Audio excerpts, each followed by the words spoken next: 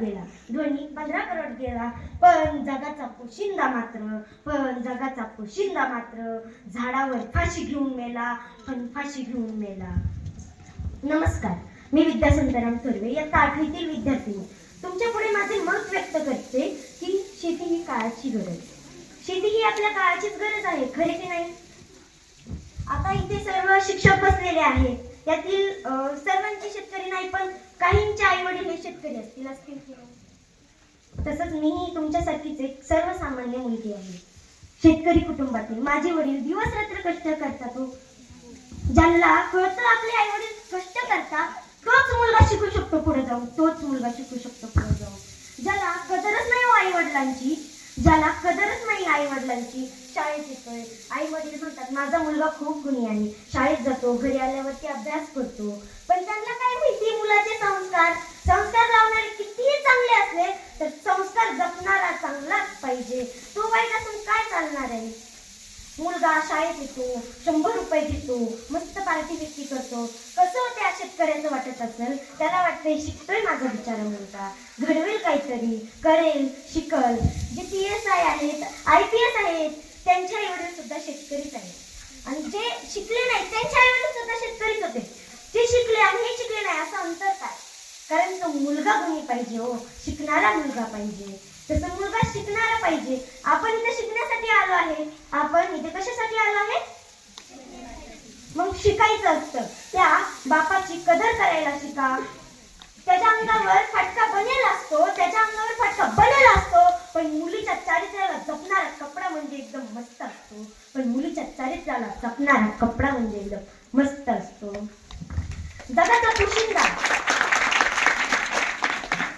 जगाचा पोशिंदा दिवस रात्र कष्ट करून अन्नधान्य पिकवतो, ते आपण खातो. आता प्रत्येक जण शेती करतं का?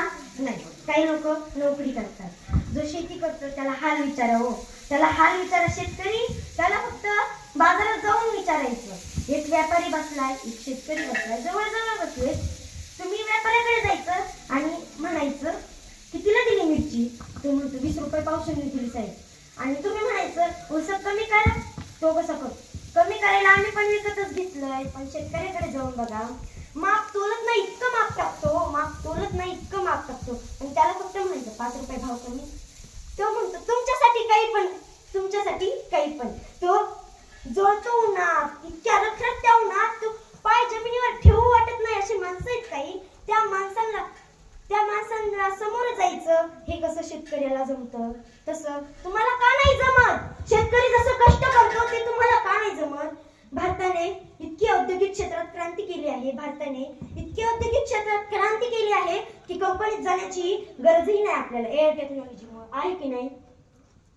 तसंच शेतकरी खूप कष्ट करतो, हे मान्य तुम्हाला?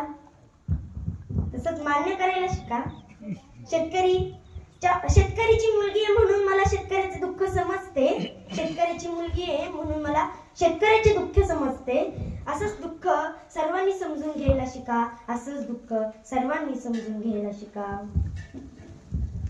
भारताने औद्योगिक क्षेत्रात क्रांती केली, हे मान्य. आता एआय टेक्नॉलॉजी सगळ्या कंपनीत आली, हे मान्य आपल्याला. मग मनुष्यबळ लागतंय कशाला? आता तुम्ही नोकरी करतात, काय 65-70 वर्ष तुम्हाला काम करण्याची संधी आहे. नंतर रिटायर्डच होणार आहे तुम्ही. मग तुम्ही काय करणार? तुम्ही शेतीच करणार ना. आधी ज्या शेतकऱ्याला नाव ठेवले त्याच्यासारखीच शेती तुम्हालाही करावं लागणार आहे. त्यामुळं अरे बाबांनो, त्या शेतकऱ्याला नावाजायला शिका, नाहीतर नाव ठेवू नका. तुम्हाला जर चांगलं बोलता येत नसेल तर वाईटही करू नका. तुम्हाला चांगलं बोलता येत नसेल तर वाईटही बोलू नका.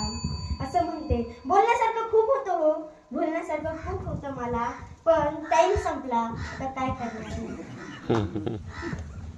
बोलण्यासारखं खूप असतं पण त्याला वेळ नाहीये. त्यामुळे मी माझे 2 शब्द आवडते आणि म्हणते, कणकण माती हेच अन्न आहे आमच्यासाठी. हीच भाकर सोनं आहे आमच्यासाठी. कधी लोळतोय चिखलात, कधी जळतोय उन्हात. होय माझा बाप अजूनही शेतीच करतोय. शेती श्वास आमचा, शेती ध्यास आमचा, शेती श्वास आमचा, शेती ध्यास आमचा, शेती श्वास आमचा, शेती ध्यास आमचा, आणि शेतकरी ही जात आमची, शेतकरी ही जात आमची. एवढे बोलून मी माझे 2 शब्द संपवते.